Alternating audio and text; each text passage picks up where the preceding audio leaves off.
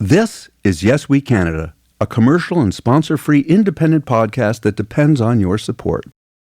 You can subscribe for as little as $3 a month by going to yeswecanada.com/buzzsprout.com and hit the donate button. You can cancel whenever you want. Okay, let's Yes We Canada and chill.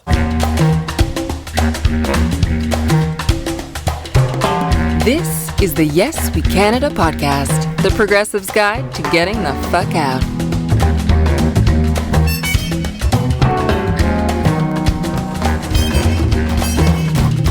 Hey, I'm Matt Zimbel in Toronto with our permanent guest host, Mio Adilman. Welcome. Thank you, Matt. It's always a pleasure to never see you until now. It's so good to have you in the studio. Yeah. You know, it's funny because we rarely get to speak to each other on the pod because, as guest host. I know. When you're up, I'm out. Right. Now, today's subject is so delicate, so infused with potential accusations of ageism and other microaggressions against our elders, that the editorial team thought it would take two of us to wrestle this to the ground equitably. Today, we're talking about our elder leaders and the fact that they appear to be decomposing right in front of us. Don't tell us what we're going to feel. We're trying to solve a problem. Don't tell us what we're going to feel. I'm not telling you. Because you're in no position to dictate that. That's Remember exactly what this. you're You're in no position to dictate what we're going to feel. We're going to feel very good. You will feel influenced. We're going to feel very good and very strong. You will feel influenced. You're right now not in a very good position. It's an old subject, but still. Very good. You've probably heard the expression, if you're not a liberal when you're young, you don't have a heart. If you're not conservative when you're old, you don't have a brain. Now, a complaint that you often hear from progressives about conservatives is they're trying to turn the clock back to a simpler time, to a Norman Rockwell painting of white folks and white picket fences and freckles.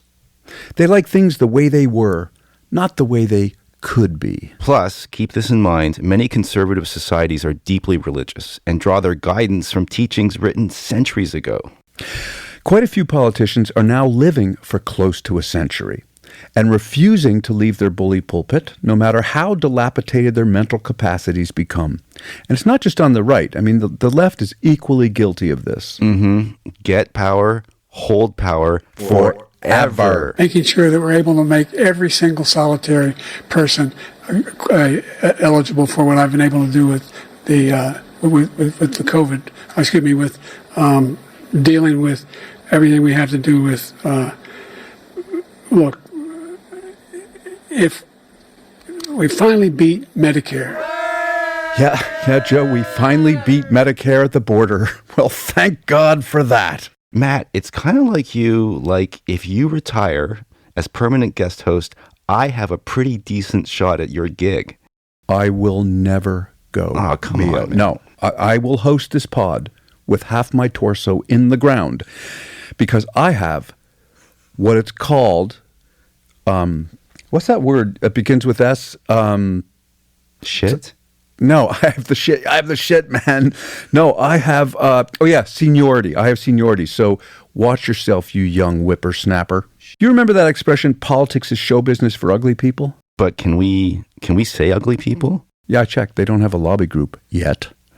Okay. For many of the unbeautified, politics is their only shot at being on TV. They love the deference, the attention, and the motorcades. Once they get power, they ain't going anywhere. Plus, the congressional healthcare package is banging.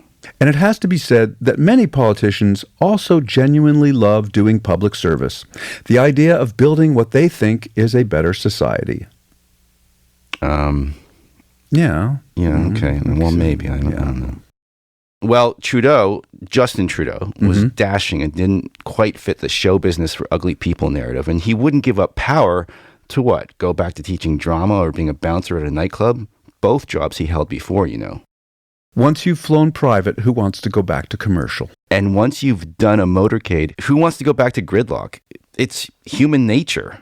But don't you think it's also human nature to try and avoid blacking out and crapping in your pants during a nationally televised press conference? Yes. Shall we treat ourselves to one of former Senate leader Mitch McConnell's finer, glitchier moments? After finishing the NDA, This week has been good bipartisan cooperation and a string of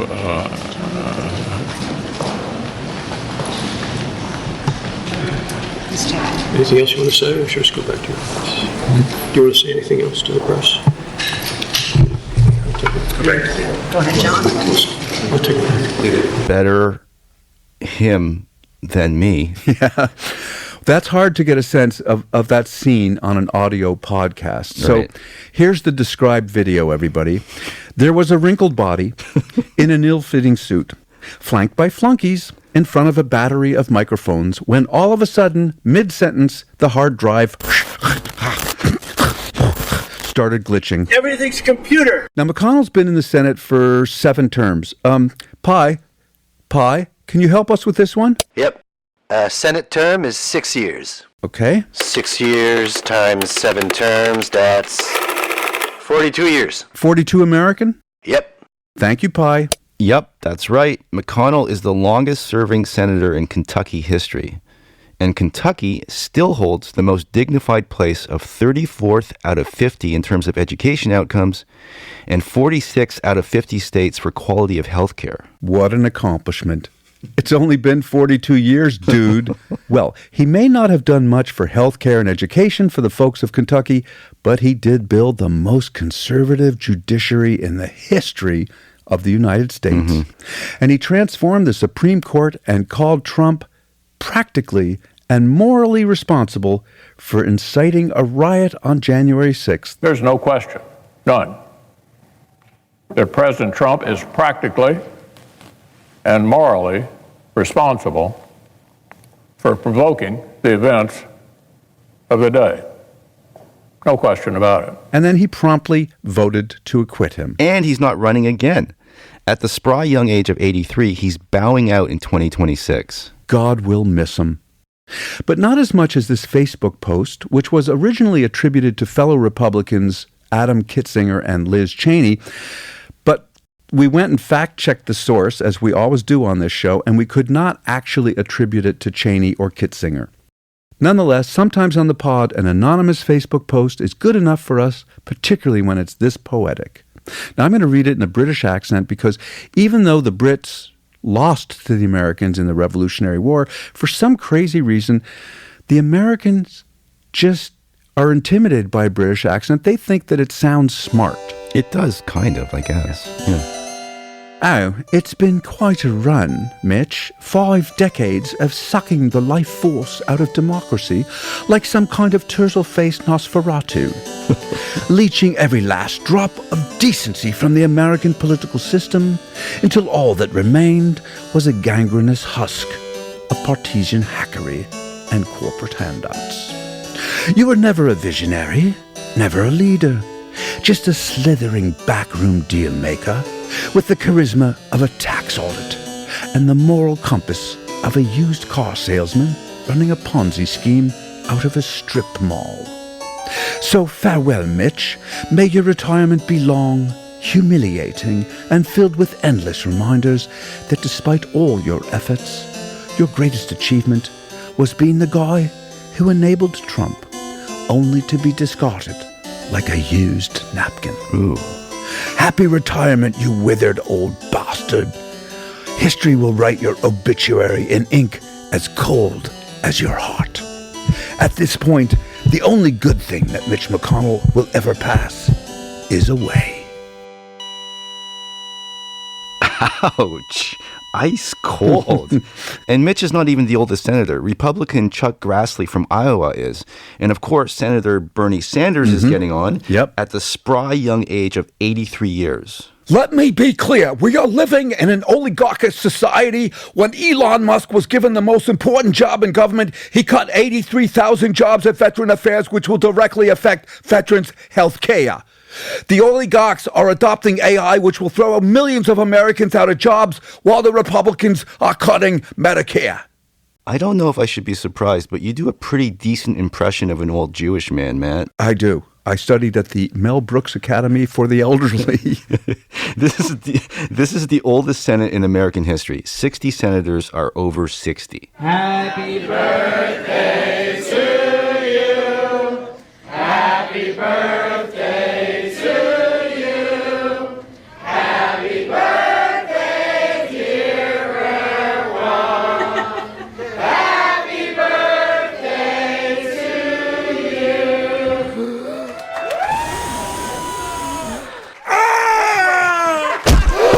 Nancy Pelosi, 85, recently ceded the leadership of the Democrats in the House.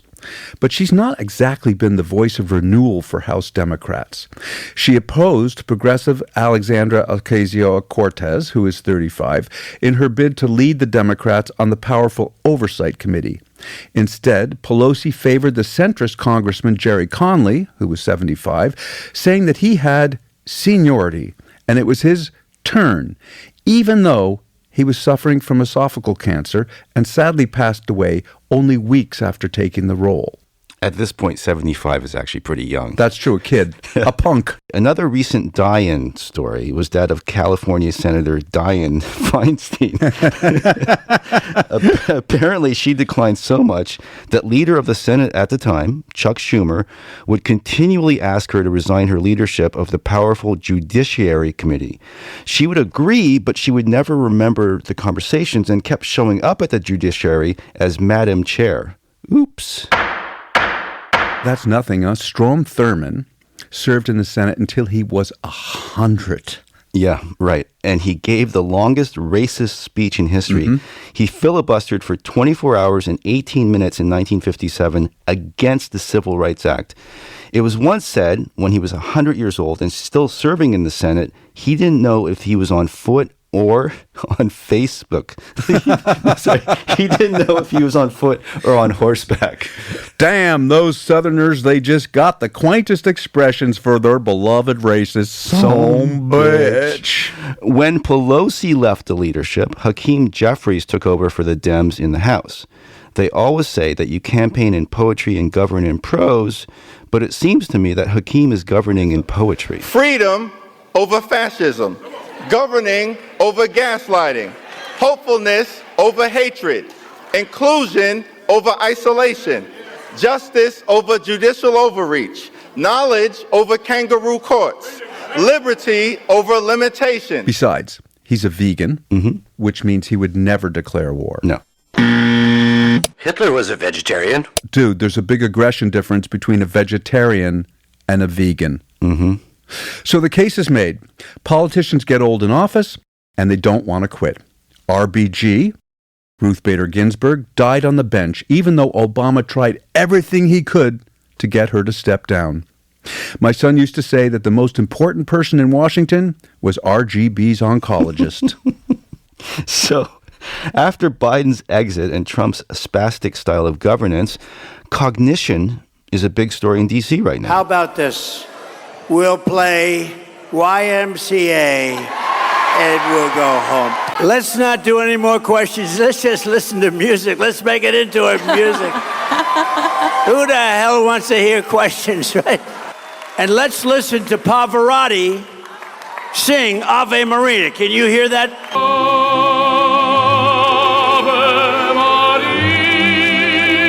Maria. Does that sound like someone who's sane? I mean, when does the lying stop and the cognitive decline start? It's very hard to say, but right now we're going to play you a clip that might be a tad long, but it's important that you hear the entire clip to fully appreciate the narrative arc of the cognitive decline. And by the way, I took my cognitive exam as part of my physical exam, and I got the highest mark, and one of the doctors said, "Sir, I've never seen anybody get that kind of, that was the highest mark." I hope you're happy with that.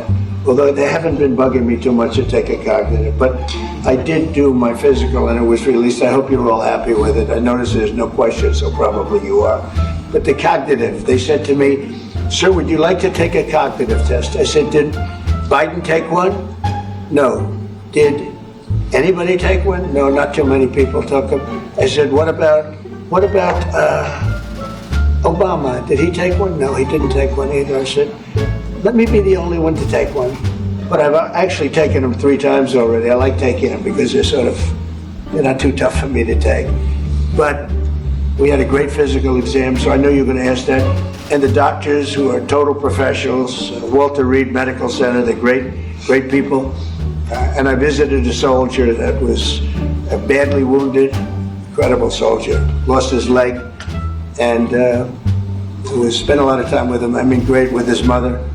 And it was really a very great thing. They do a phenomenal job. I just want to say, Walter Reed, I was there for, 5-6 hours. You were there with me.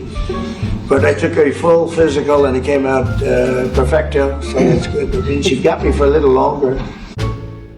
So what's being done about this, Matt? In the U.S., nada. In Canada in 1965, Parliament changed the rules of the Senate appointments from life to 75 years old. And they still never want to give up power. No. I mean, Justin Trudeau was a spry 53 and of full mental capacity, of course, except for the socks. And he had to be dragged out of the room. Jean Chrétien, he didn't want to leave either, even after 3 mandates. Now, at 91, he's as feisty as ever. This is what he told Trump in a speech from the Liberal Leadership Convention. From one old guy to another old guy. Stop this nonsense.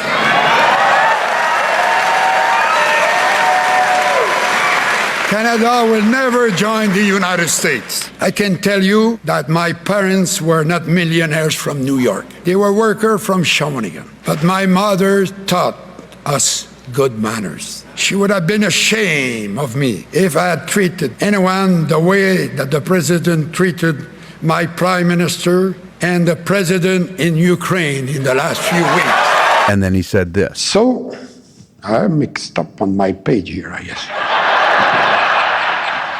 I get off of the damn text once in a while. And I mean, don't we all? Like, Matt, if the PMO called and offered you a Senate seat, would you take it? 514-944-5412. Didn't get a chance. Call now, operators are standing by. I didn't get a chance to put Damn straight I would. The parking's fabulous up there. I would yes, I certainly would take a Senate seat. Okay. I would be I mean, I hope I'm on the list. I don't know if there's any Jews in the Senate. Oh, there are. Yeah, there's Linda definitely definitely Jews in the Senate. But you know what? I think, like, speaking of Jews in the Senate, I don't think there's a lot of people representing the Japanese Jewish contingency. I always say that. And you should be. I think you'd make a great senator. Actually, I really do. I think, you're smart as a whip. You're slightly contrarian, which you should be as a senator.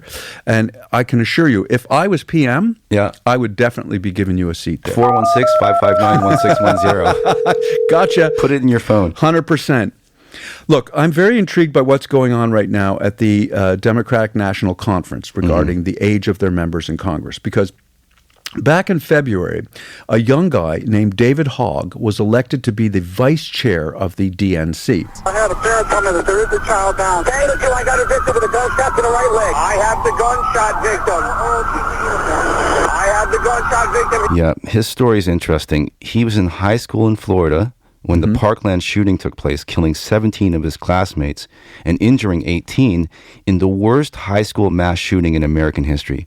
Hogg was one of the students who started the gun control lobby called Never Again MSD, stands for Marjorie Stoneham Douglas School.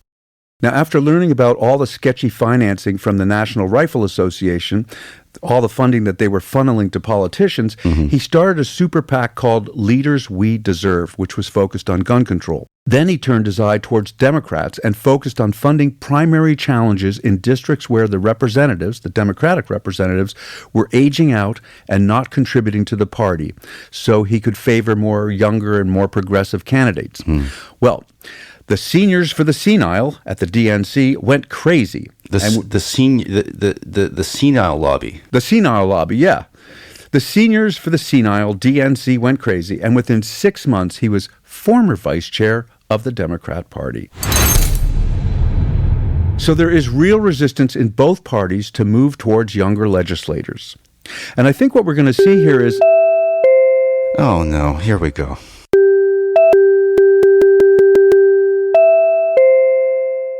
Fellas, I was just down the hall in Studio 5 recording my pod. God help us. Pi, hit the boys with the theme. We played it last episode, but since you are God, who am I to say no?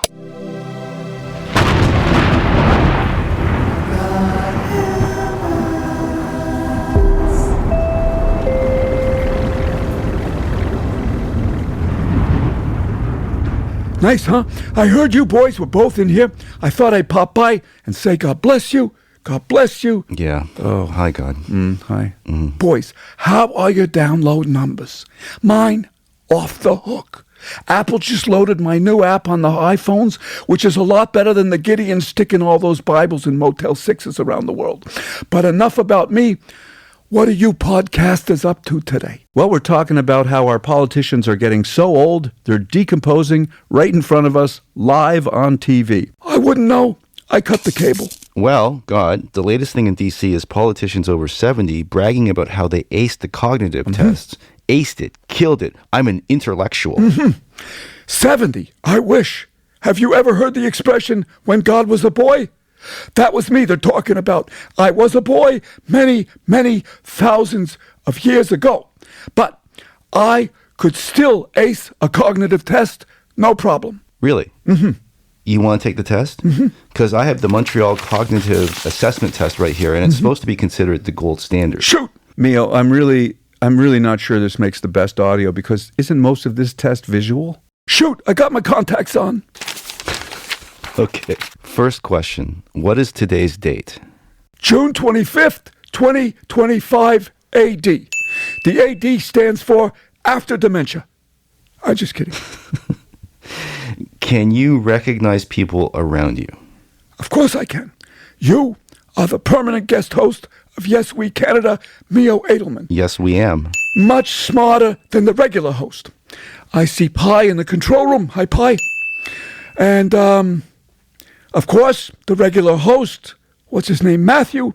I recognize everyone. Matthew, Mark, Luke, and John. Good Bible names, boys. Good Bible names. Thanks, God. Can you identify these 3 drawings of animals? Drawings of animals? No problems. You know, I did Noah's Ark, right? I know animals. Take your time. What's this? That's easy. That's a horse. Okay, and this? That's a tiger. And this? Okay, next, I'm going to say 5 words in a row. You have to repeat them after me.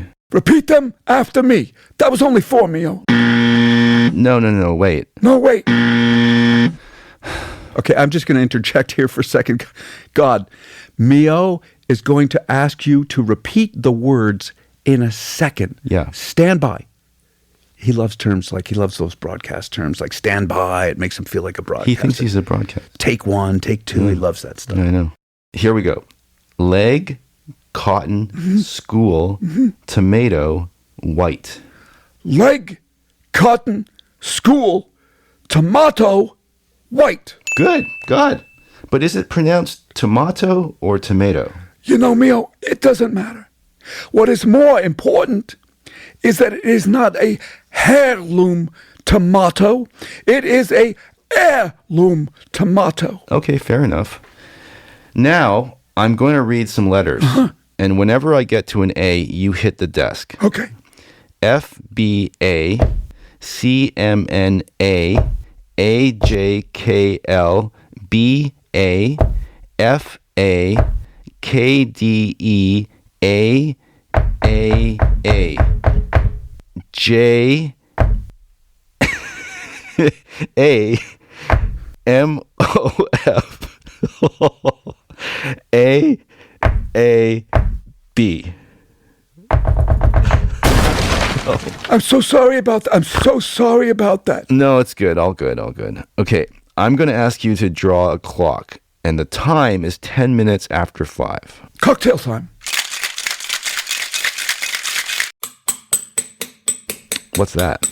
It's a pneumatic drill. I'm chiseling Roman numerals on a tablet. I see.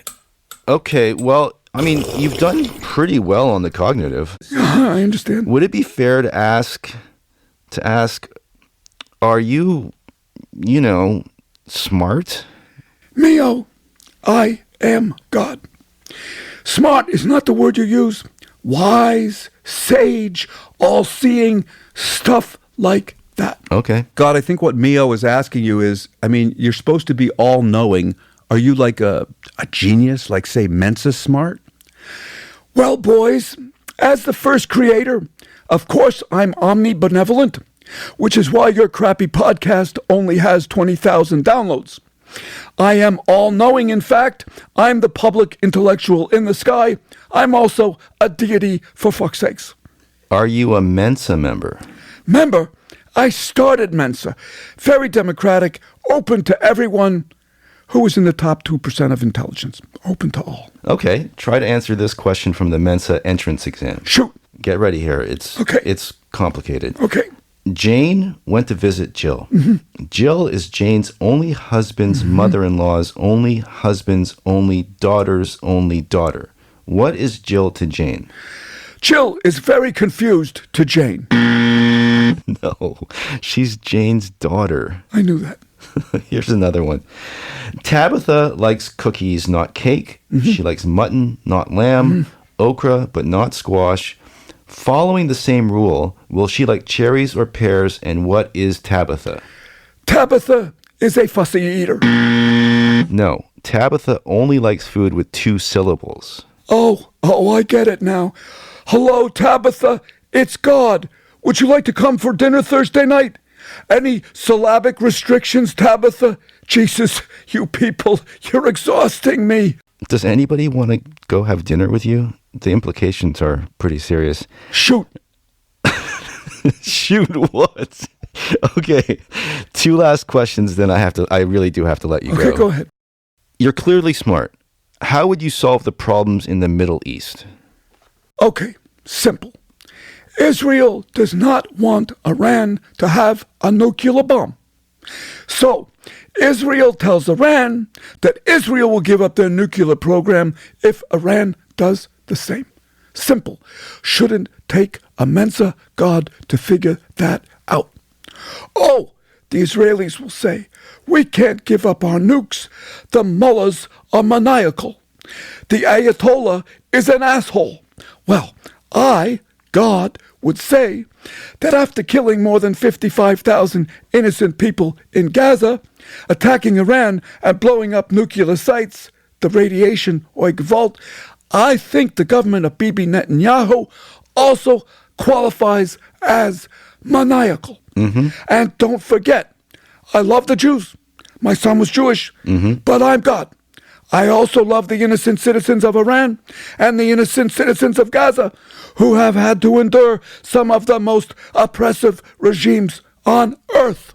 That's very godlike of you. And how do we know that the government of Iran is capable of building a bomb? How do we know that? According to whom? The Mossad? The greatest security organization on the planet, supposedly? The Mossad, who had no idea about October 7th, 2023? Huh? Do I trust the mullahs? I do not. Do I trust the Israeli government of Netanyahu? I do not. Because I do not trust religious zealots, bunker busters. You know, boys, starting a war, very easy, very easy. Ending a war, not so Not easy. so easy. Now, you boys are talking about cognition and intelligence. Trump and Secretary of Defense Pete Hegseth, these guys are free from excessive intelligence, believe me. And they freak out about windmills damaging the environment. Well, let's hear them chat about radiation leakage. Look, I'm sorry, I got a little worked up here. I gotta go and record my podcast. But before I leave, I gotta ask you boys, did you see on the news that an Israeli hospital was hit by an Iranian bomb? Yeah. Of course, the Israeli government called that a war crime, which is a bit rich after they bombed all the hospitals in Gaza. But outside the hospital bombed in Israel, Netanyahu announced that he totally understands the horrible sacrifices of war because he said his family has had to postpone their son's wedding for a second time. Okay, Bibi Netanyahu, 75 years old, morally bankrupt narcissist. I'm God, I'm disgusted, and I am out. Ooh, God, he's pissed. Yeah, I mean, you can just hear him when he gets back to the office. Nancy, honey, get me the mullahs, Netanyahu, and Trump on line 1 stat. Wow, Matt, you do a pretty good impression of God. Thank you, Mio. It's my God-given gift. Thanks for listening to the Yes We Canada podcast. The role of guest host Mio Adilman was performed by Mio Adilman. Our sound designer and mix engineer is Pi Singland Cutler. The theme was written by Doug Wild and Matt Zimbel and performed by Manteca. God appears courtesy of the God Pod, thanks to Mel Brooks. To support Yes We Canada, please go to patreon.com/YesWeCanada. My name is Lisa Evans, and I'm your announcer. Until next time.